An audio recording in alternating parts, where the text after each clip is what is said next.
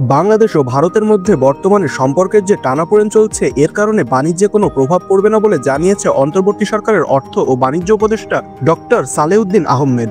তিনি বলেছেন, ভারতের সঙ্গে সম্পর্কের যে টানাপোড়েন চলছে সেটি রাজনৈতিক, বাণিজ্যে এর প্রভাব পড়বে না।